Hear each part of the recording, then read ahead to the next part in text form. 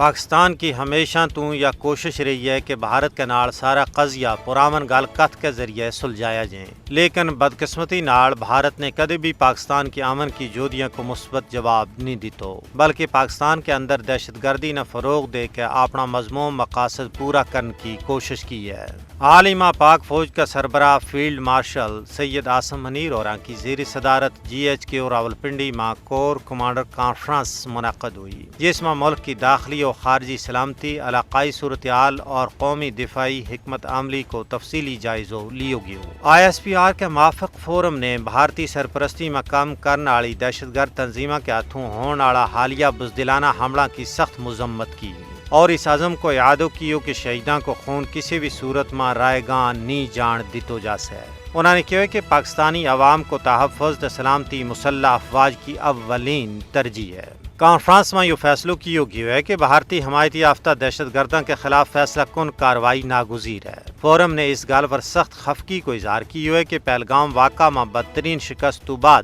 بھارت ہون فتنہ الخوارج اور فتنہ الہندوستان جیسا دہشت گرد نیٹ ورکس کے ذریعے اپنا مضموم ایجنڈا نہ آگے بڑھانے کی کوشش کر رہے ہوئے ہیں۔ فیلڈ مارشل اوران نے بھارت کی طرفوں دو پاسی کشیدگی میں کسی تیجا فریق نہ شامل کرنے کی کوشش نہ بڑی سختی کے نال مسترد کیو۔ انہوں نے مزید کیا کہ دنیا اور بھارت کا توسیع پسندانہ عزائم اور ہندوتوا انتہا پسندی کا خطرناک رجحان تو بدظن ہو گئی ہے۔ کانفرنس کا اختتام پر پاک فوج کا سربراہ نے ملک نہ درپیش سارا خطرات کے خلاف پاک فوج کی آپریشنل تیاریاں پر مکمل اعتماد کو اظہار کیا ہے۔